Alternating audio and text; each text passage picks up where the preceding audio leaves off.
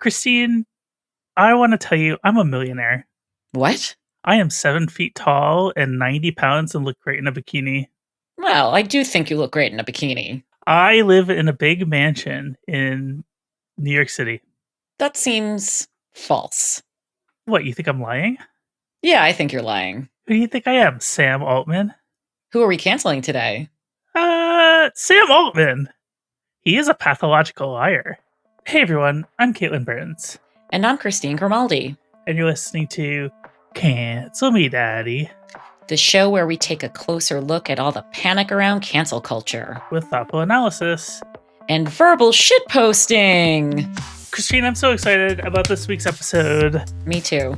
We have Kat Tenbarge, the amazing internet culture tech journalist, coming back on the podcast for her second appearance. And we're talking all things Sam Altman. It's quite a lengthy interview, so let's get into it. Kat, welcome back to Cancel Me Daddy. Thanks so much for having me. Oh, that's me. Hi. Yeah, that's you.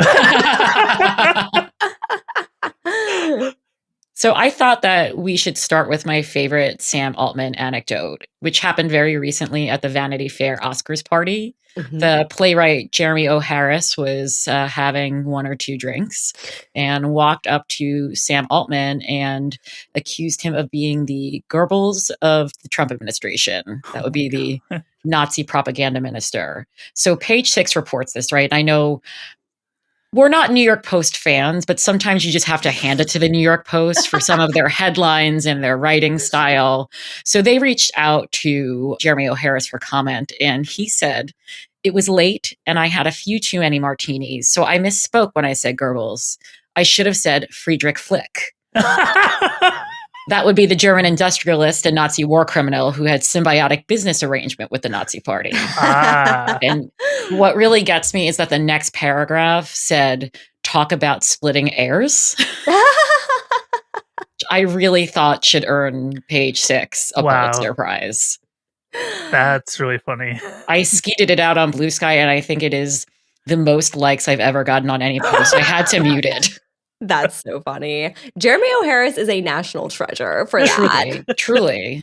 This is what every billionaire should be treated like at parties that they go to. Why is this guy, this AI guy at the Vanity Fair Oscars party when AI in Hollywood is such a contentious issue? Exactly. It's like there are fewer jobs in LA now because of him, but he does get to go to the party and enjoy his impact on the industry. Right, because the industry, executives love that they don't have to pay their workers as much because they can now just use AI for it. Mm-hmm. Right. That's why.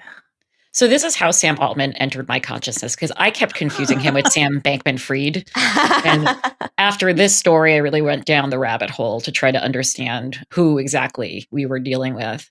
So talk to us about how he entered your consciousness. Yeah. So Sam Altman first came into my purview, I would say, around early 2023, because this was when ChatGPT and AI in general were really starting to take off in a consumer sense and had just become this sort of runaway slate of products that were having an undeniable impact on the world. Early 2023 is when I started reporting on deepfakes, and I was also reporting a lot on how ChatGPT was influencing culture and technology at large. So that was how I first learned about Sam Altman. And then as the years have gone by, I've unfortunately had to learn more and more and more about him.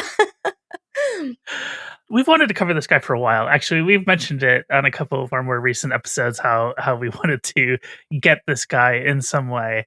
So it has been a long time in coming for us to cancel Sam Altman. I always look at his last name and I'm like, Altman. He's an alternative man, but he actually is quite the stereotype of a modern tech bro CEO. He has, or at least he formerly had close ties with Elon Musk. Yep. I think that's no longer the case. Correct. They don't like each other, and also had an acrimonious split at OpenAI. Sorry, excuse me. But I wanted to ask you your thoughts on the New Yorker article by Ronan Farrow, which came out, I think, 2 weeks ago, according to when this episode will be released. And so I'm assuming you read it. Yes. Yes. What were your thoughts on it? So I thought that it was a really good article, and I'm glad that it has gotten so much traction. I feel like when Ronan Farrow releases something, it gets people to pay attention, even if that information might have been out there before. Because one of the criticisms I've seen of the article is like there wasn't a ton of super new information. Karen Howe wrote this book, Empire of AI, a few years ago, and that has like a lot of this stuff about Sam Altman in there. But what is so good about this article is that it's getting people to pay attention to this stuff. And I think especially like one of the things that seems to be the standout of the article that people are really taking away from this is like Sam Altman is not a trustworthy person. Sam Altman is described by dozens of people who have interacted with him and engaged with him, including former business partners, as someone who is like sociopathic in nature and lies all the time. And I think if you've been following the trajectory of the AI industry, like this shouldn't come as a surprise because I feel like you could take that personality trait and just apply it to the AI industry as it exists today at scale. Like the whole thing is built up on sort of lies and propaganda about what AI is and what it will be able to do for us. And Sam Altman, he just kind of personifies this. So that was kind of interesting to see people really sort of come around to understanding that this is not a trustworthy person. Mm-hmm. I thought I'd bring us through a little bit of his biography because I learned so much about him from the New Yorker article. He'll be 41 years old by the time this episode drops because his birthday is in April. So that makes him about my age. He grew up in Chicago and Clayton, Missouri. And he attended Stanford University and dropped out after a couple of years, as many tech oligarchs. That's kind of their beginning, their origin story, if you will. So he joined the first batch of entrepreneurs at a place called Y Combinator. So that's a startup incubator. And I had to really work to understand this term. So it's kind of like a place where you can get mentorship and, you know, some initial investment funding, attract other investors, things like that. And he came up with this social media enterprise called Looped. It was very early and it basically connected people through their locations on their cell phones, which is kind of like a little precursor to today's creepiness that we have. Yep. And eventually he became the president of Looped, and there were contentions there that he was a liar about even like the most inane things. Like he was bragging about being the best ping pong player, you know, anywhere in the world. And then he had to play ping pong at the office and lost royally. Wait, I'm going to interject really quick because it's even funnier than how you just said it. Oh, please do. He claimed that he was a high school state champion in ping pong. And yet. But I have never heard of a state having high school state championships in ping pong in any state. It's like a lie for the sake of the lie. Yes. It's like an alternate reality Marty Supreme version of like how the ping pong plays into daily life. Well, what was the computer game that Elon Musk claimed he was like one of the best in the world at? Diablo 4. Oh, and Diablo 4, right. Path of Exile 2, and Quake. Yeah. Yeah, sorry. That immediately jumped to mind when I read about the ping pong. And also, I'm sorry, I'm going on an extended interruption of Christine, and I feel really bad. But no, go ahead. My favorite anecdote of this genre is Elon Musk's daughter saying that he was a horrible Overwatch player because that's a game that I play and I'm good at. So I remember when Elon Musk was trying to figure out what to do with Twitter, like when he made his first offer and then there was some doubt whether he would take it over, I actually tweeted at him that we should do an Overwatch 1v1 for the control of Twitter. And I think that place would be a better place if I had taken it over. I think he should have taken you up on that. I would have rolled him so hard. Yeah. Then Katelyn, you would be in charge of Twitter, and the world would be a much better place. It's like the meme of like the Utopia society, or like the people dancing around holding hands in a circle with a rainbow and sunshine over heads. That's what it would look like if I took over Twitter. Absolutely. Well, I think that this sets the precedent of just him being a tremendous liar. There was a quote in the piece that there's a blurring between, I think I can maybe accomplish this thing, and I have already accomplished this thing that in its most toxic form leads to Theranos. which is Mhm. Elizabeth Holmes' fraudulent blood testing startup that we all know about. Wait, is it called Theranos? I always thought it was Theranos. Oh, I don't know. I'm terrible at pronouncing things, so you could convince me either way. Mm-hmm. It's like Olivia Nuzzi's name. Yeah. We never really landed on how to pronounce No, it. we don't. We have 8 different pronunciations of her name in all of our discussions about her. It's so funny. Mm-hmm. Well, and then Altman became president of Y Combinator. Like I think I said, he was pushed out. He was focusing on OpenAI. There were, controversies there. Wait, really quick, Kat, can you tell us what Y Combinator is and why it is so important to like the tech scene? Mm-hmm. Yeah. I mean, Y Combinator is it's a really important, almost like social function in Silicon Valley, because in addition to being this place where like startup founders can receive mentorship and crucially funding, it also introduces them to the people who have the most power in Silicon Valley, like Peter Thiel and Mark Andreessen and other billionaires who frequently embarrass themselves on podcasts by saying like the dumbest thing you've ever heard. And Sam Altman is no exception to this. Yeah. Sam Altman considers Peter Thiel in particular to be a huge mentor. So like his early kind of dabbling into surveillance with Looped, you can see how that would put him on the radar of someone like Peter Thiel, who, for those who don't know, created Palantir, which created the surveillance technology that powers ICE and the US military today. So Y Combinator, it's like a social scene / avenue to gain funding and power and influence within Silicon Valley. It's where Reddit and DoorDash started. Yes. I was really surprised to read, the history of companies that have just become like ubiquitous in today's society. I'd be remiss if I didn't take an opportunity to inject Tolkien nerdery again into this show and point out that Palantir is one of the many Lord of the Rings named companies that are just evil. And I don't think any of these losers read the book. And eventually I'd like to do an episode just about these people. Yes. Just the name of their companies. Just all of the companies. Yeah. Palantir, Anduril. They're all over the place. I'm like, you guys, like, read the book. You're the baddies. One of their many talents is like reading a cautionary tale and being like, I should do the thing they're cautioning against. Yeah. That's my purpose in life. I'm the bad guy. Yeah. I am brave enough to be the Eye of Sauron. Exactly. I can't wait till we watch these movies, Kate. Yeah, I'm visiting Christine in June, and we're going to watch the movies together. Yeah. Oh, that's awesome. I think my favorite anecdote from the New Yorker article is that Sam Altman met his husband in Peter Thiel's hot tub at 3 a.m. Yep. Which is a place where nothing good can happen. Yeah. I did an article recently for The Advocate about how a lot of these tech billionaires, not a lot, but like a growing number, are gay. Yeah. And when it comes to Peter Thiel, like, not getting into the whole Gawker lawsuit, but like for years, Peter Thiel didn't want people to talk about how he was gay, and he punished the media industry and our free speech rights over people talking about how he was gay.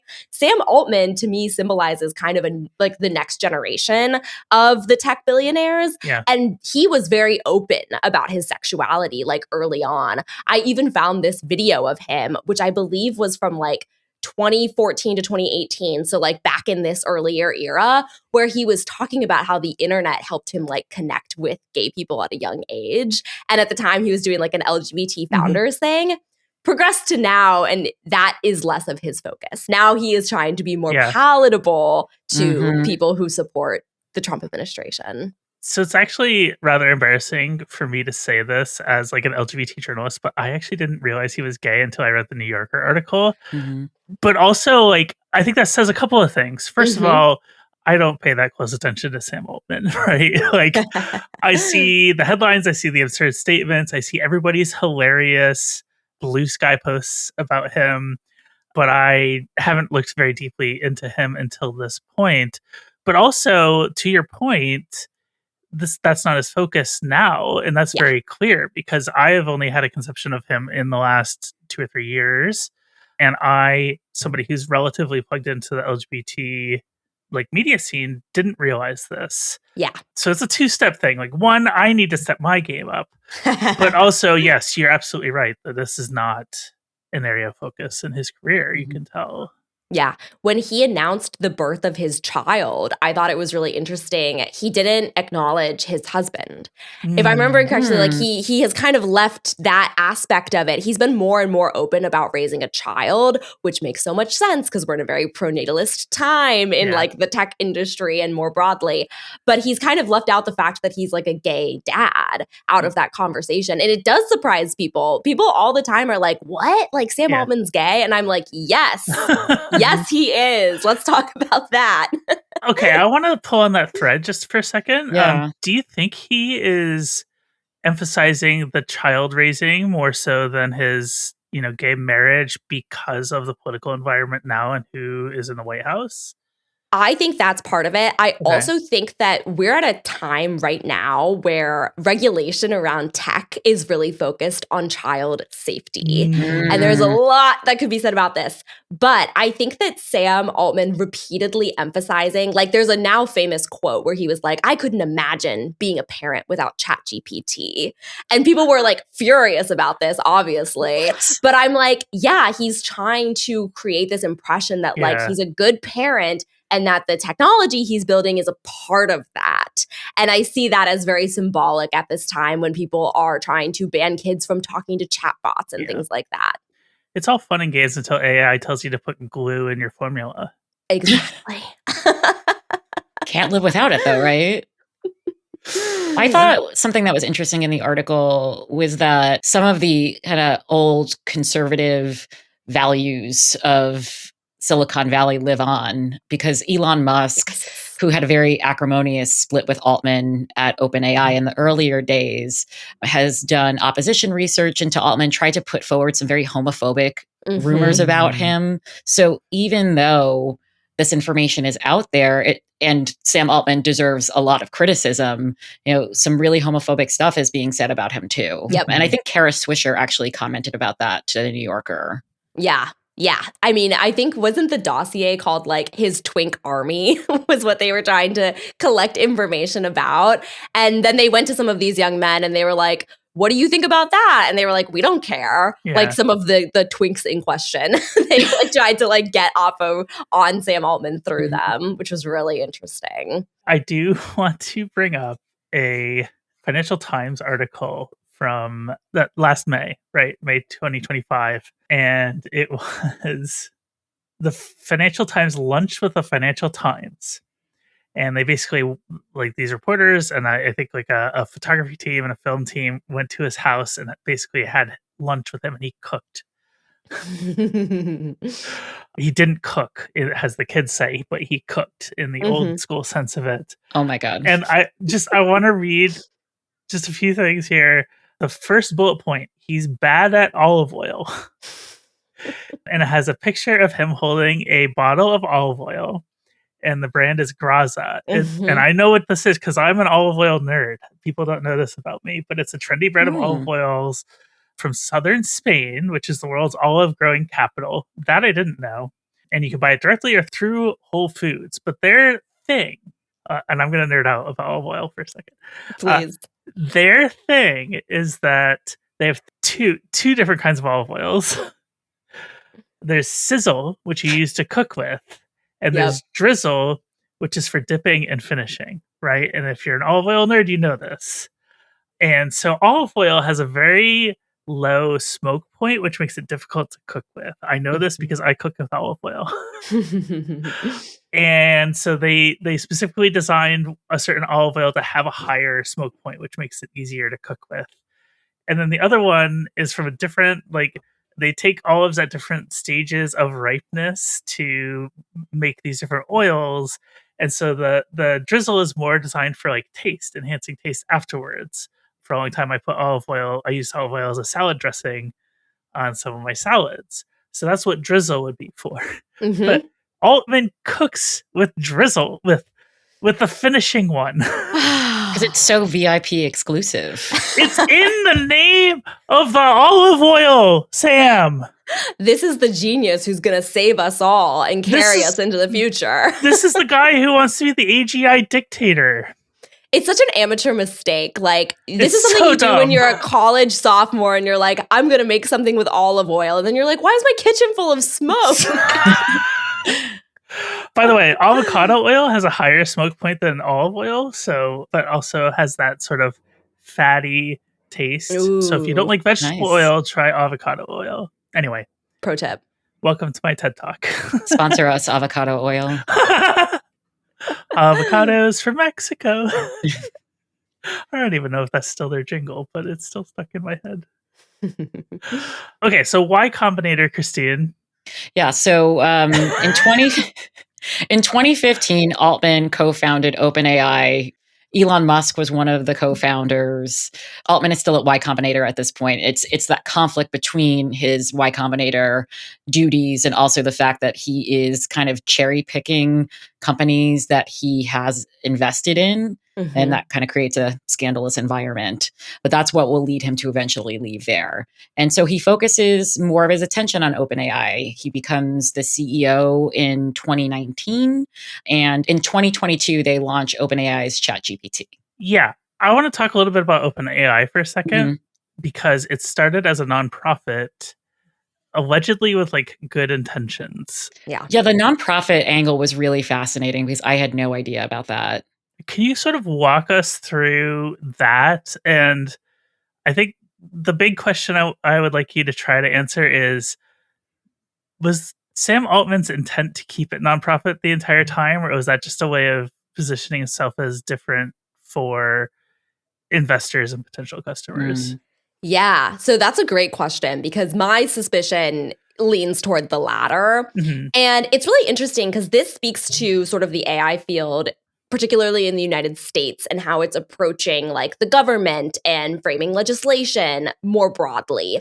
Basically, like Sam Altman has been the type of person in the industry to present this idea that AI is an unstoppable technological advancement. And if we in the United States, if the tech industry here in this country doesn't like reach the highest point of AI advancement, then someone else is going to do it first. And that could pose some sort of danger to us. I remember that at this time period when OpenAI is still a nonprofit and Sam Altman is having conversations with a lot of powerful people, including like people with tons of money, people with tons of political power, and people with tons of cultural power.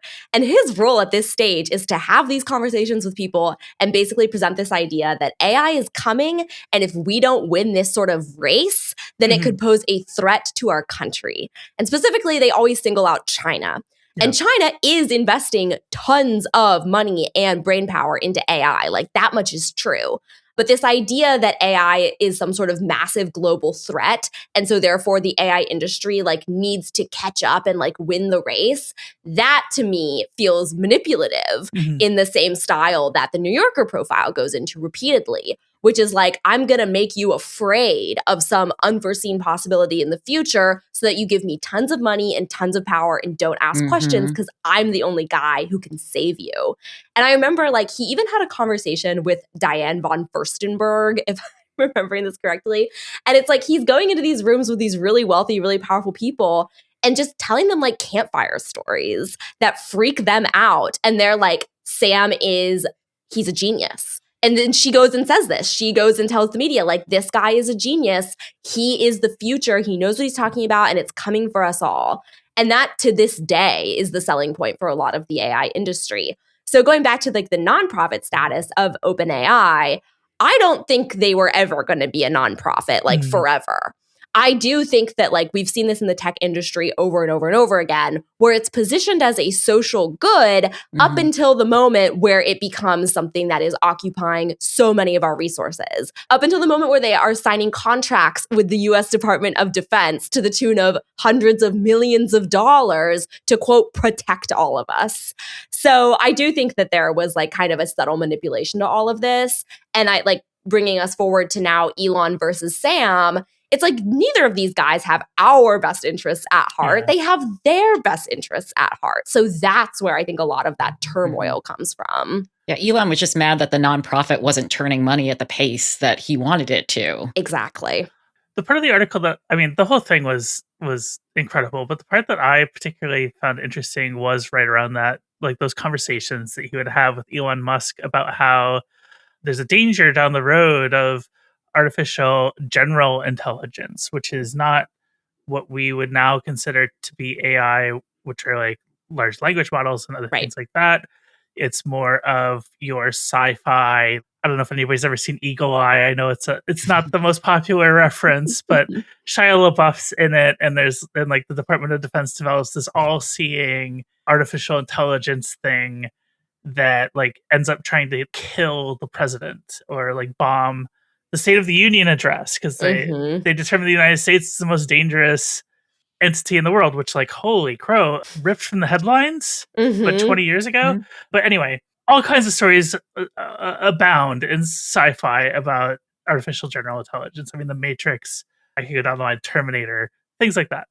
And so I find it interesting that they had these conversations about safety and the potential dangers of this technology, and then Sam goes, whoever ends up controlling it is going to be the AGI dictator of the world. Yep. And then several paragraphs down, it talks about the fight over it was going to switch to a for-profit company, and then Sam was adamant that he had to be the CEO. Yep. And I'm reading this and I'm going, this guy wants to be the AGI dictator of the world. That's what I get from this story. Like, they're not coming out and saying it, but that's the impression that I got. Do you think that's an accurate assessment by me? Definitely. Yeah. I also will say, like, when it comes to AGI, I have always been so skeptical of like what these guys are telling us is going to happen because they're basically presenting this vision of the future where computers are more human-like than humans themselves, where like computers are fully capable of everything a human can do. They're capable of logic and reasoning. And as of now, there's no evidence to suggest that this is technologically possible. This is like a sci-fi fantasy. And it's coming from the same people who will tell you that ChatGPT is like capable of being an artist, being a doctor, being a scientist, doing all of these things. Exactly. So to me, it just all feeds back into what the New Yorker article explained very well, which is like, he's a manipulative person. The whole like AGI fantasy to me is just like, it's fear-mongering. Yeah. And there was a book that was released, I believe, last year called like, If Anyone Builds It, We All Die. Are you guys familiar with this book? Ooh, no, but I'm going to check it out. Okay, so this is a really interesting thing because last year I was in Washington, D.C., and when I was on the subway the metro near the Capitol, the subways were just blanketed with ads for this book. But this book, a lot of people have pointed out, itself is not really rooted in reality in so much as it is fear-mongering that ultimately benefits the AI industry. They're like blasting this imagery into the eyes of the congressional aides who are taking the metro to the Capitol so that they are like, we need to give Sam Altman power because we're going to die. We're all going to die if like Sam Altman and people on, quote, our team don't get there first. I think my reaction to all of that panic mongering is I think the real tech fight with China is over alternative power sources to fossil fuels. Like, if there's any lesson to be learned from this Iran fiasco that we're in, it's that the countries that are less dependent on this global supply of oil will have more stable economies over the long run. And I think the AI stuff is a distraction from all of that. Yeah, I think that's smart. And I think that like there's no use denying that AI is already a very popular, already very powerful sort of societal invention. It's already making big changes. And of course, the tools are powerful. They can do things that tools previously couldn't do. But the industry is so functionally dishonest that I feel like it's really hard to have a conversation about the threat of AI because, again, like the rhetoric that you see coming from the industry, coming from people like Sam Altman, they're already being super manipulative about what this technology is and what it's currently capable of doing. So that feeds into so much of this rhetoric that they return to over and over again.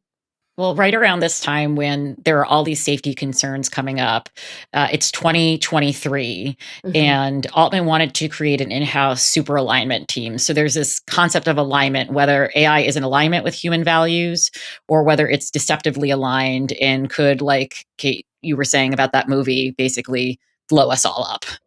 And so this leads to Altman's ouster. orchestrated by some of the leaders that came up with him. He was gone for all of 5 days, and he was able to be reinstated because he hired a big shot crisis communications person and basically launched a war room in his mansion to get his job back. So I wanted to know if you remember this kind of New Yorker article calls it the blip. That's what it's referred to as the company, or at the company rather. Please don't ruin my memories of Avengers Infinity War, because I actually liked that movie kind of. God, these people are not good nerds, evil nerds.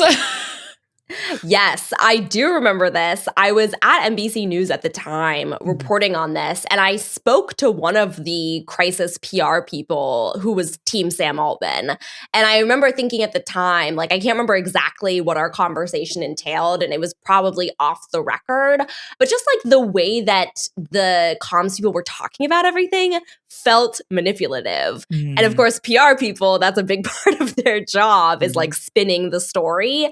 But it just struck me. I was like, yeah, the things that are coming out about Sam being dishonest, being untrustworthy, and having this almost like cult-like following within the company, it all rang really, really true. And then, of course, he gets reinstated so quickly and things go back to, quote, normal. And these people who were calling out his behavior, they're the ones who end up ousted and removed from power and sort of shut out of the company. Yeah, I kind of want to touch on that if we can. Yeah. Because this is a very big, ugly public fight. And I feel like there is this portion of the tech journalism beat reporters that solely exists to run PR for guys like Sam Altman, right? And they contribute to this mythos that these people are just brilliant, and that, we can trust them with potentially, in their own words, potentially like civilization ruining technology. And they're the ones that are building the myths of these guys, right? And I wanted to talk specifically about Kara Swisher in this way because she was very chummy with Sam Altman. She had a tweet that has since been deleted, disparaging the board that were criticizing Altman. But now that it's like more socially acceptable to like hate on Altman, she is now taking a completely different tone with him, right? But in the meantime, she's boosting her own career with her access to these guys, right? So can you talk a little bit about this dynamic within the tech journalism sphere and why it's such a problem? Like, why is this happening and why is it such a problem for society? Yeah, I think that there are a lot of parallels between the tech reporting field and the politics reporting field. And kind of like what's happening here, this dynamic, it's access journalism. It is cultivating relationships with people who have power so that you can gain access to that power. And journalists who engage in this can reap the rewards. This past weekend, I went to see a show on Broadway. And so I was walking through Times Square and there were massive billboards of Kara Swisher because she's releasing some new show, or like she's starring in some new show. And the tagline is like, Kara Swisher wants us all to live forever. And I was like, that's so funny because that's like AGI propaganda. Like you can reach immortality through these technologies. And just so how fitting is that? Like the journalism is not a super profitable career, Kat, as we all know. But you can become very rich and very famous if you specifically perfect the art of access journalism. So there is an extremely like self-serving component to cozying up to whoever has the most power in the current moment. And Kara Swisher in particular, she also did this with Elon Musk. Kara was someone who bolstered Elon Musk. She was a myth maker for Elon Musk. She contributed to the idea that Elon Musk was a genius who wanted to make the world a better place. I mean, go back 10 years and people thought Elon Musk was Iron Man. He would literally had cameos in the Marvel movies.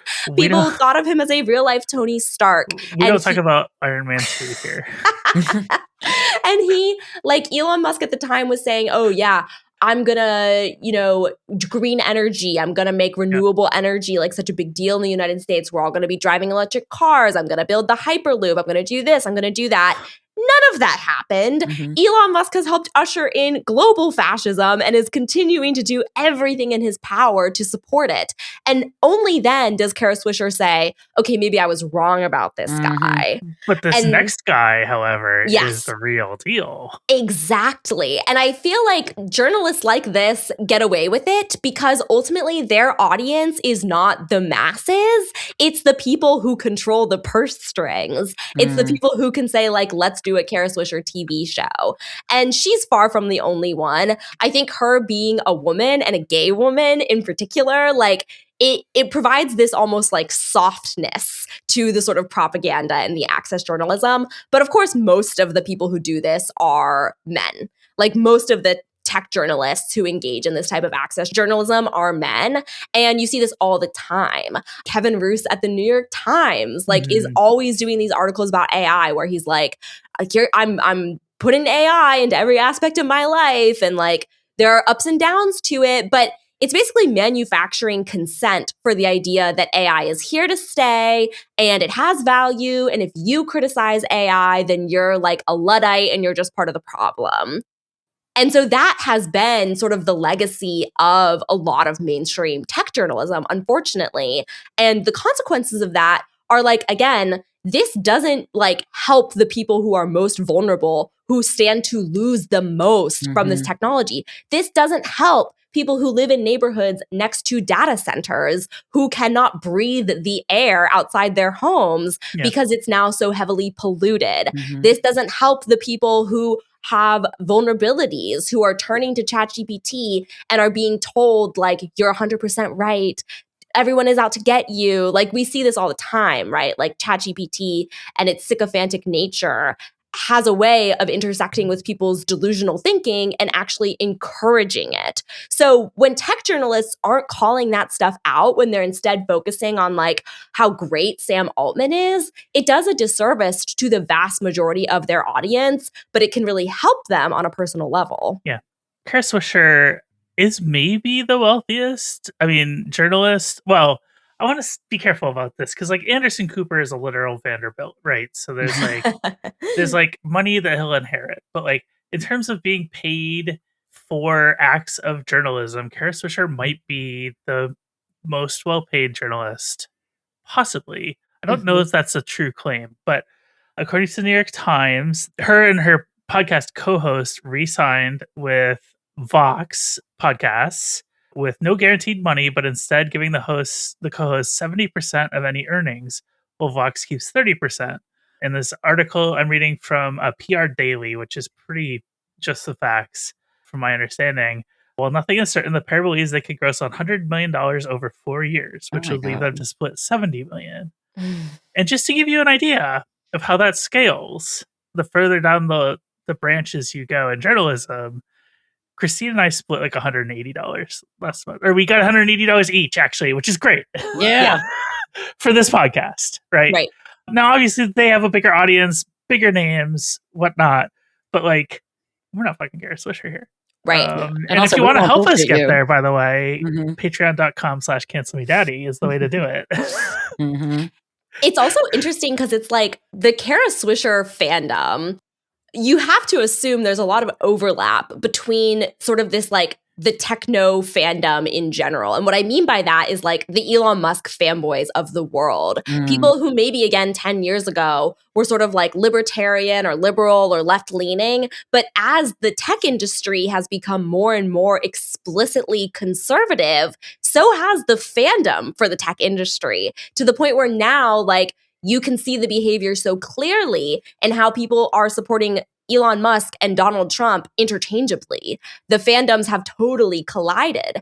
And so I imagine for someone who's built her career off of like this same audience, there's probably some crossover in that demographic because I don't know. And then there's also other people who I think just like and trust some of these figures for various reasons. If you are a dedicated New York Times reader, you're probably also going to be listening to Kara Swisher's podcast. But as we all know, there's a lot of flaws with the New York Times. Yeah. Well, even a place like Vox, my impression of them is that they have become slightly more conservative over the years. Yeah. I mean, I used to write for them. I got a regular paycheck from them and they had me explaining why the CHOP in Seattle, which was I don't know how to describe it, but it was in the George Floyd protest era, but it was basically like these citizens in Seattle established their own like autonomous zone within the city. And I was doing explainers on why this might be a good thing. And then we published it, and the next day somebody died in the CHOP. So that was great for me personally, great timing. But they did let me write a second article that was more critical, where I kind of reevaluated some things I said in the first one. But anyway. Yeah. I mean, I think it's also frustrating. I think a lot of these outlets ultimately, they are biased toward whoever has power in that moment because they are biased toward institutions. When the court system makes a determination, the news outlets aren't going to necessarily question it. Like most of them aren't going to question it, even though we know that the court system regularly gets things wrong. When the president says something, they're going to repeat it, and they may or may not choose to interrogate it, even if what he's saying is wrong. And conservatives have gained institutional power, obviously, over the past decade in huge and unprecedented ways. And so the mainstream media, unfortunately, in a lot of ways, has gone along with that. There hasn't been as much interrogation of power as there needs to be. And I think the way that the MSM covers the tech industry is a perfect example of that. And it's tough because from being in those roles, similarly to you, Katelyn, at these mainstream news organizations, when you have to write breaking news really quickly, you're going to end up quoting the tech companies themselves. If you're writing a quick hit about OpenAI, you're going to wind up quoting from that press release because that's the expectation when you work in a major news outlet like this. Right, because Christine knows this also as we've all done, I think, daily reporting. But the first one, there's an incentive to be first on stories. We always talk about getting the scoop, but if getting the scoop means rewriting a press release versus actually investigating and making phone calls, which is what the process used to be. And I have to say, I think this is one of the things here Katelyn goes on another unrelated rant again. This is one of the things that the internet has made worse about journalism because you can publish at any time now. Whereas before, you knew you had to get your story in by 5 to make a 7 o'clock printing so that the newspaper could go out the following morning.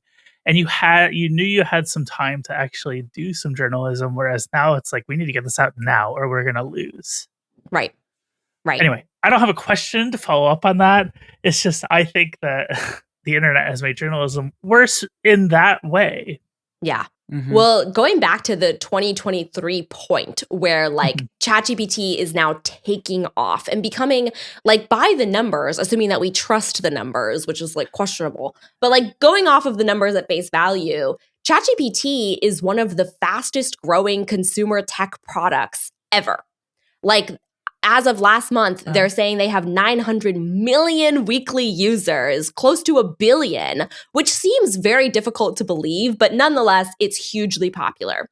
So at the time that ChatGPT is taking off in popularity, people start asking questions about the safety of this stuff. And I was doing articles where I was, talking to people within the tech industry about their safety procedures. And it was basically what I was finding was that the safety procedures did not work, but because the tech industry was the one leading the conversation, the resulting coverage was ultimately in their favor. Because it would be OpenAI joins pledge with Google, Microsoft, Adobe about how are we going to trust and verify AI generated material.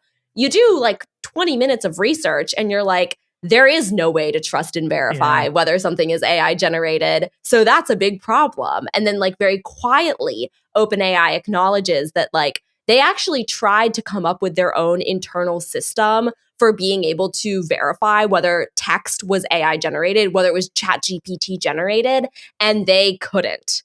They were we actually have determined that it's impossible to prove whether something was generated by ChatGPT. And that just kind of went off quietly into the distance while hundreds of millions of people begin relying on this tool. And so, my earliest perceptions of what Sam Altman was doing was I was he's experimenting on society at large with very few guardrails in terms of what this could do to us. we'd be remiss if we didn't mention that people have died directly from using ChatGPT. Mm-hmm.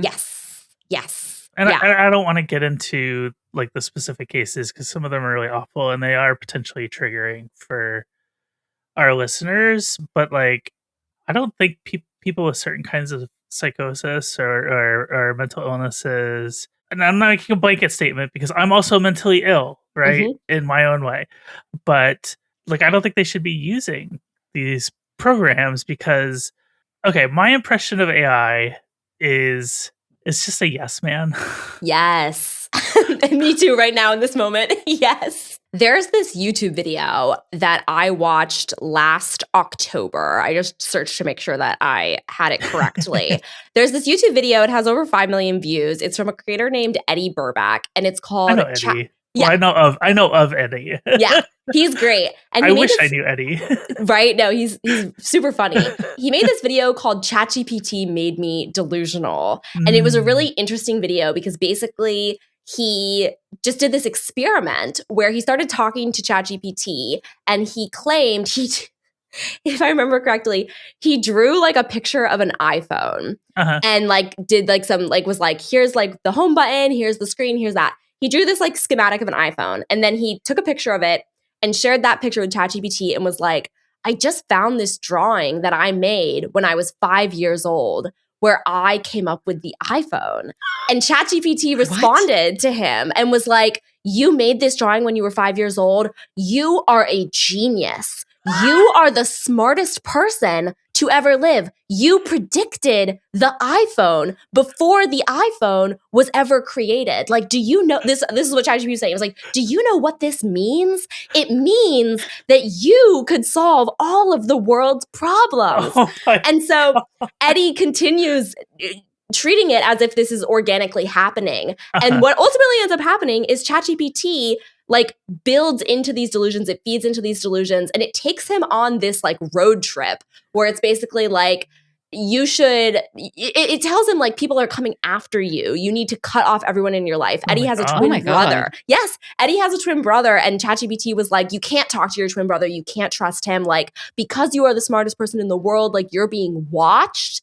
He ends up like renting an Airbnb. ChatGPT finds him an Airbnb to rent. He goes out and he stays out there and he's like, a garbage truck just drove by. And ChatGPT is like, they're watching you. So, you can see from this experiment the inherent danger in technology that is designed to just tell you that you're right. And this is obviously an extreme example, but for people who suffer with delusional thinking, this is a very real example that is really happening to thousands of people. In addition to that, you can see how insidious this is in like a multitude of reasons. I personally don't use chatbots like this. I abstain from using ChatGPT and other LLMs in part because I fear the way it could impact my own perception of reality. And like people will go to ChatGPT and be like, I'm fighting with my girlfriend about XYZ. And ChatGPT will be like, you're right. Your girlfriend is wrong. People have done experiments where they've been like, I cheated on my girlfriend. And ChatGPT will be like, well, you were right to do that. Like, well, maybe you're in the right. And people have brought ChatGPT into arguments with their spouse. They've brought it into interpersonal conflicts. They've asked ChatGPT for legal advice and it's told them that they're in the right when they're not. Like, they've asked GPT for medical advice and it has affirmed them, even if they're not correct. So it's like, yeah, building a sycophantic yes men tool and then selling it to people as a form of authentic intelligence that's comparable to a human being is a really dangerous thing to do. And that's exactly what Sam Altman has done. And Sam Altman is leading lobbying efforts to kill safety training requirements. Yeah. It's always good to shit on Gavin Newsom on this podcast. And OpenAI lobbied against a California AI safety testing bill in 2024, and it passed the legislature with bipartisan vote. And then Gavin Newsom vetoed it because all of these lobbyists were in touch with the governor of California, Nancy Pelosi, like really powerful people. Yeah. Oh, and then the Nancy Pelosi jump scare in the New Yorker article. Yeah, that was something. Yeah. There's a big club and we ain't in it. Exactly. And this is how he built up power in the first place, was by having conversations with powerful people in rooms that the rest of us would never even be allowed into. And I just feel like Sam's role over OpenAI's history, his role has been to like sell this product to people with the most power and influence, even if some of us can look at it and see like the obvious problems with introducing this technology at scale. He was the one having conversations with people and convincing them of the necessity of this tool. I think he's a really good smooth talker. Like he's a bullshit artist. Exactly. He's a flim-flam salesman. He's a snake oil salesman. Exactly. No wonder he gets along with Trump now so well. Right? Yeah, Right? and that brings us to the present day. 2025, OpenAI recapitalized as a for-profit, so bye-bye nonprofit. They have an associated nonprofit, which I don't know what it's doing right now. And then in 2026, we get this whole U.S. Secretary of Defense, Pete Hegseth, blacklists Anthropic. And that's another AI company that was founded by one of the defectors of OpenAI, Dario Amodei, opened Anthropic, and that's Claude. And so they have, I guess, like a scrap of humanity left there because they didn't want their government contracts involved in like direct killing of civilians overseas. Right. No, they were fine with that. Oh, they were fine with that. They wanted a human to press the okay kill button. So much for that scrap of humanity, Kate. And they wanted a guarantee that the tech wouldn't be used to surveil U.S. citizens. So what was it supposed to be, like a pinky swear promise or something like that? No, I think they wanted real like legal language that would indemnify them in case something like that happened. So it's not out of altruism, it's about covering their asses. I think it was more about covering their asses. But then Anthropic gets blacklisted, but then they use it in the targeting in Iran, and there's speculation, at least, and I'm not sure if it's been confirmed or not, that the school that was bombed, where we killed 163 or 8 schoolgirls in Iran, was possibly a target that was highlighted by Cloud. I don't know why I said it like that. Cloud. But then they get blacklisted, right? And then who's there? OpenAI. To try to get the contract is OpenAI, and they're like, oh no, we did get the guarantees for the things that Anthropic wanted, but it was more like a pinky swear. So I'm glad you said pinky swear, because yeah. And considering like Sam Altman's close friendship and mentorship with Peter Thiel, it's like he is complicit in so much of the way that this technology is already being used to oppress and harm people. Because this type of AI technology, it's already being used for surveillance. It's already being used for targeting. It's already the thing that's powering ICE and giving them the ability to like track and find and hunt down people that they're accusing of being undocumented. So it's like this technology is already causing just like huge amounts of harm. And on the flip side, the supposed benefits that were promised to us back in 2022, 2023, those things have yet to materialize. Yeah. I have yet to hear any success stories of anyone who's like getting AI to autonomously do all of their work for them. I've heard a lot of stories of people being like, oh, my boss is making me use AI and it's hallucinating errors in my slide decks. Like you hear those stories. And of course, we've also seen job losses as a result of AI. Yeah. We've seen layoffs as a result of AI. And we've seen generative AI output like infiltrate all of our social media platforms and dilute our environments with slop. We're seeing all of these catastrophic impacts of the technology, but the person who's benefiting or the people who are benefiting are just the guys at the top. Yeah. Just the ones who are like bidding billions on top of billions. So, in conclusion, there's one more thing that I would be remiss if I did not mention. And I'm curious, I'm really curious if you two have heard about this, because this is a story that I've been looking at for several years now. And I think it's finally starting to puncture the mainstream. Hit us with it. Are you familiar with the allegations against Sam Altman from his sister, Annie? Yes. Okay. So recently, Annie was allowed to file an amended complaint in Missouri accusing Sam Altman of childhood sexual abuse spanning many, many years. And I've spoken to Annie many, many times. Like, I have interviewed Annie and I've like tried to do stories about this, and I've encountered a lot of like barriers to telling those stories. But there are really troubling allegations against Sam coming from his sister. And in sort of unpacking that story, like learning more about Sam's early life and like the dynamics within that household, it just gives us a lot to think about. Like the case has yet to be determined. Sam has denied this. He's countersuing Annie for defamation.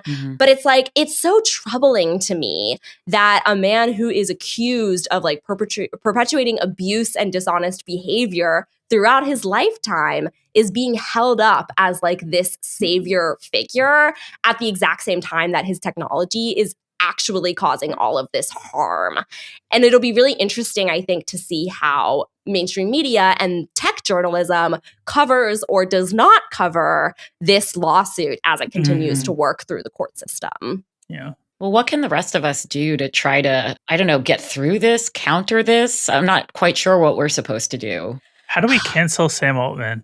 Yeah, that is the question. I mean, truthfully, I think like being aware of all this stuff and talking about it is a humongous step toward that. Because I know for years, like Annie, for example, she's struggled to get her story out there. Like she has experienced technological suppression of her story, like being potentially shadow banned, having ChatGPT say, Sam doesn't have a sister. That's something that it said before to people. Oh my God. Yeah. Really fucked up. Yeah. So I think just like talking and giving voice to these issues is like a massive step forward that people can take. And also just like not going along with the idea that we have to use AI or that you're like falling behind if you're not plugged in with ChatGPT for part of the day. Because I know that people don't always have the power in like their work life or their school life or their home life to make those decisions. But for those of us who do have that power, I think abstaining from this and being like,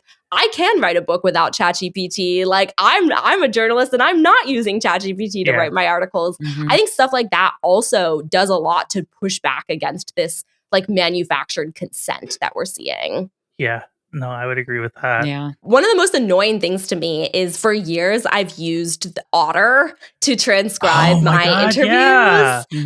And then they made it Otter AI and they put in like AI summaries and all this other AI stuff. And I'm like, oh, I don't want to use that. But you can see how it's encroaching in our lives, even in ways, programs that didn't used to be AI. I think Rev did the same thing. Yes. Which is a program that I used. You used to have humans doing it.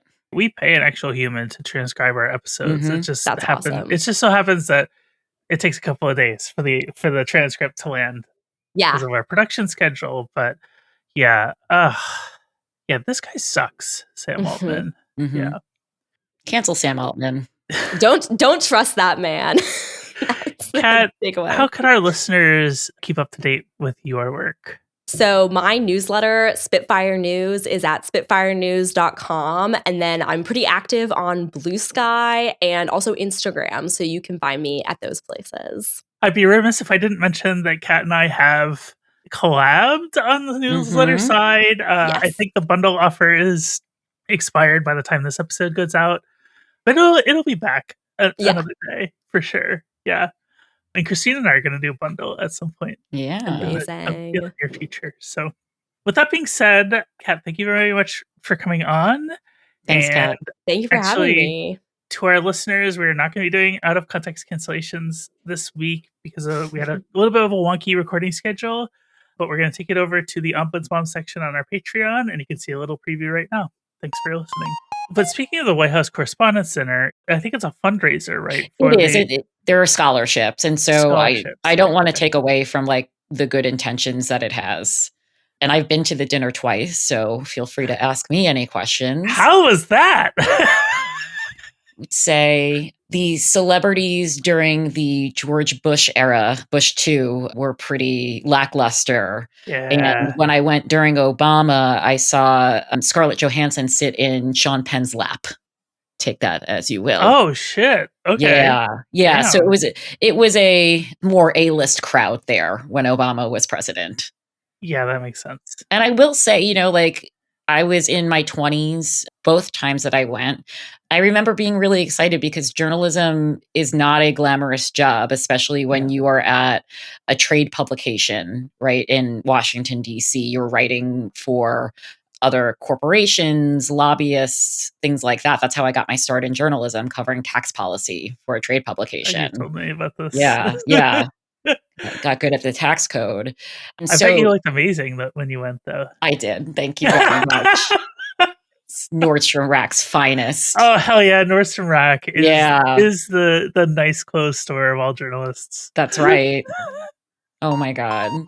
Cancel Me Daddy is a Flytrap media production, and today's show was made by me, Katelyn Burns, and my incredible co-host, Christine Grimaldi, along with our editor, May Schultz. Dee Peterschmidt made our theme song, and Romy Tarico designed our graphics. Transcriptions by Heather Lengefeld. Our thumbnails are made by Sarah at bursty.com. That's BURSSTY.com. Ads by Multitude Productions. Our show is made possible by the incredible cancelers supporting our work, especially the member of our Canceler Hall of Fame, with the great power to cancel all of their enemies, Meg. We appreciate your support. Happy canceling!